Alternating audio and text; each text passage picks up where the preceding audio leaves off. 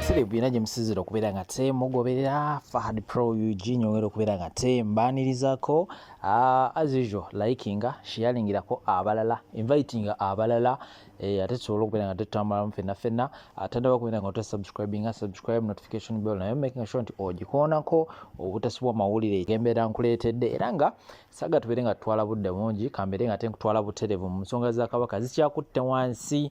ne waggulu era nga ebikyasembyeyo by'ebyomukuumi wa Kabaka. Omukuumi wa Kabaka ono yesembye okubeera nga ate nfuna waliwo ebiyitingana nga biraga nti omukuumi ono yavaayo n'abeera nga agamba yafuna scholarship era yagenda mu ggwanga erya South Africa okubeera nga ate ayongera okubeera nga abanguka oba ayongera okubeera nga ate asoma emisomo egy'enjawulo gitanna okubeera nga ate agitegereka era nga n'aba mbitegeddeko era sirungi okubeera nga ate mbibaleetera wano wabula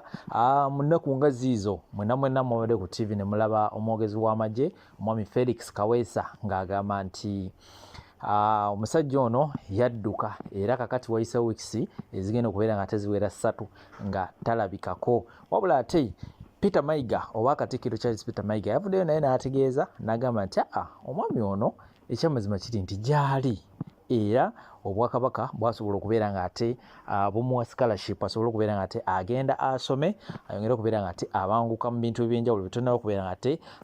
tutegeera wabula ekibuuzo buli omu kyeyeebuuza kwe kubeera nga omwami ono afuluma atya eggwanga nti agenda kubeera nga ate asoma nga tategeezezaako bakama be nebituuka n'okubeera nga tebifuluma mu mawulire era nga abalabye amawulire ga bukedde ennaku nga 3 eziyise baakubye omutwe omunene omukuumi wa Kabaka adduse so ebintu bituuka bitya okubeera nga tebifulumawo ebityo nga bakama be tebasobodde kubeera nga ate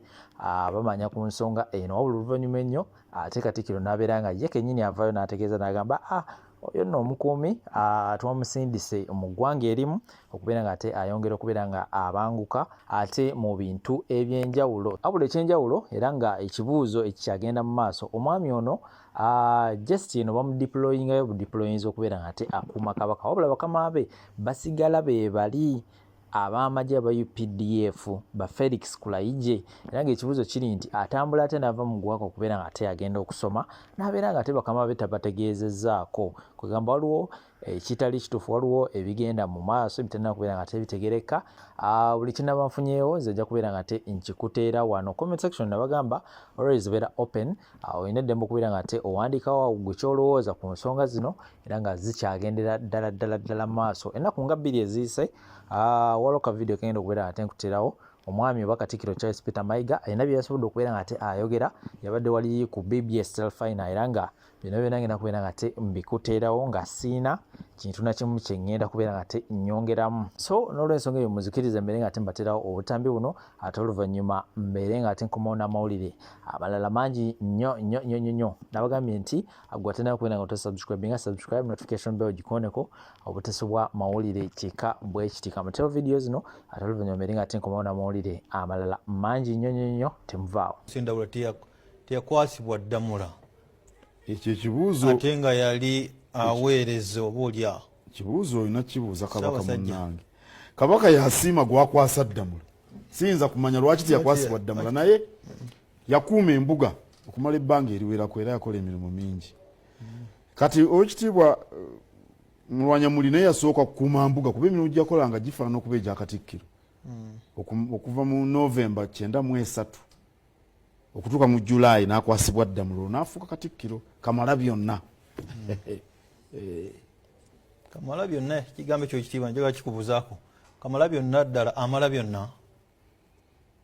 era okutwaliza awamu ekitiibwa ekyo kyaweebwa Katikkiro Kayiira. Katikkiro Kayiira yali Katikkiro wa Kabaka Ssuuna owookubiri kakati Kabaka Ssuuna owookubiri yatabaala nnyo Busoga era entabaalo zonna yaziwangula yakola n'emirimu mingi Katikkiro Kayiira kati Kabaka n'amugamba oli Kamalabyonna kubanga buli kye yamutumanga ng'akimala n'amugamba oli kapi ate noza kati mwamulabye nga aliko e Namibia eyo gyali naye abasawo bamulondoola tebaagala dde ku mirimu bagalabe ng'ay'omuzaamu okutuusa bw'anaabeera mu mbeera b'abasawo gye balowooza nti asobola okuddamu okukola emirimu gye egya bulijjo abantu bangi tebamanyi nti Kabaka alina emirimu mingi oba abantu balowooza nti kabaka akeera n'atuula mu ofiisi ye n'akola emirimu era alina emirimu mingi nnyo era tumuwa lipoota mpitirivu n'ebintu ebyokusoma na biki bingi era bimukooya n'okulaba abagenyi. Kabaka alaba abantu bangi nnyo abatajja mu wano ku terefayina kale emirimu egyo giba mingi gimukooya okusinga abantu kye balowooza. Abantu boola okuba balaba katikkiro buli wantu balowooza kabaka tayi wali kyakola baga nti kabaka waakeera kukola ki kabaka akeera kukola kati abasawo tebaagala akole emirimu egyo kubanga bw'okosekamu oluusi kyagala n'owummula ate emirimu gya kabaka oluusi giba gyakulowooza. Omanye abakulembeze mirundi mingi baba n'omulimu ogwo gwetaaga okulowooza n'obaako by'osalawo. Abantu bangi tebamanyi nti obwongo okubukozesa kikoya nnyo n'okukozesa emikono. Singa obadde okubiriza enkiiko n'abantu baba bakuwadde empapula ezirimu ebirowoozo ne bakusaba osalewo oba owabule ogenda okuzibya obudde ng'okooye. Kaakati abasawo tebaagala akola emirimu gya ngeri eyo, baagala awummule buwummuzi okutuusa lw'anaabeera mu mbeera nti emusobozesa okukola emirimu gye nga bwe gwabanga edda naye nga gyali era alamula Obuganda abulamula bulungi. Kati awo kitiibwa nange nkubuuliza naye bw'okola emmengo waba ebibuuzo ebitutomere ebimu nga tetusobola biddamu ebimu nga tusobola biddamu ku Sande wiiki eno olunaku sijja ddugika bulungi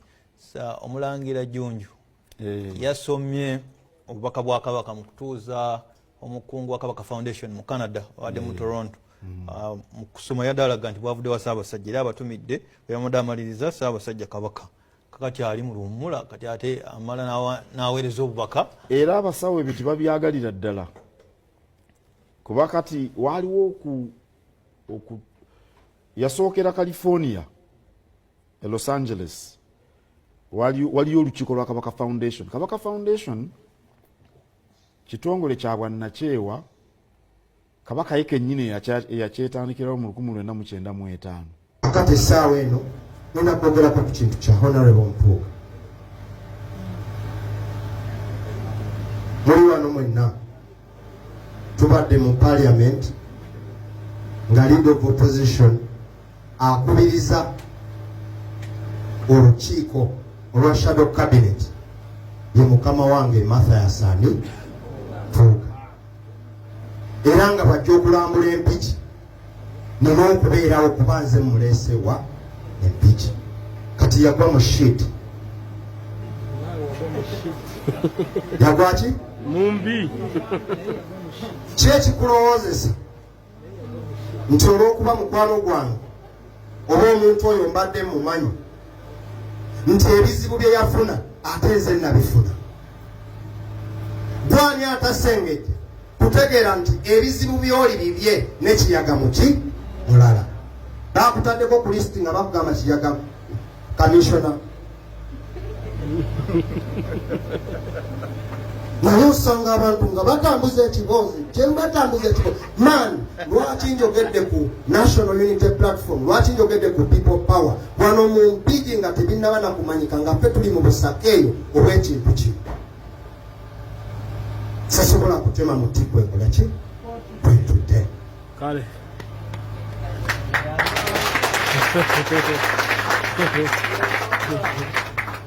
ng'ebyo byonna biwedde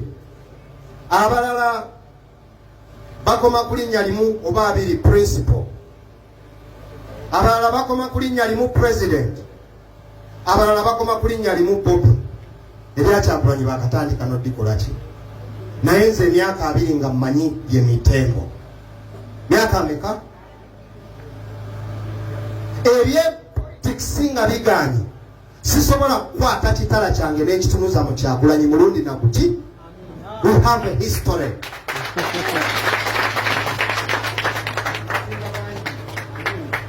We have a what? A history. Nolwekyo lwabeerawo aba propaganda mwenna banange temuswala ono family friend wange ono blood wange ne politics nga aweddeyo ngenda mu fridge abeera akyali mu kalinanze nga ali mu fridge blood kyekiri mu fridge eno ono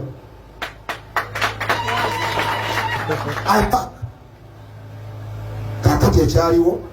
ogenda okuwulira nga Kiyaga asiiseewo ebyampuuga tabyogeddeeko naye era abantu banonoozera ne silence ne baginonooza. Please, we have respect for each other. Let us respect each other.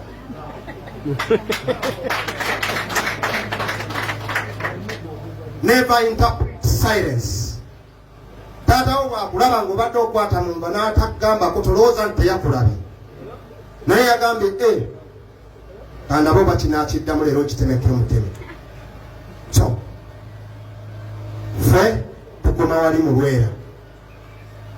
sijja kwetaba mu ntalo zivaawo zeeyongerawa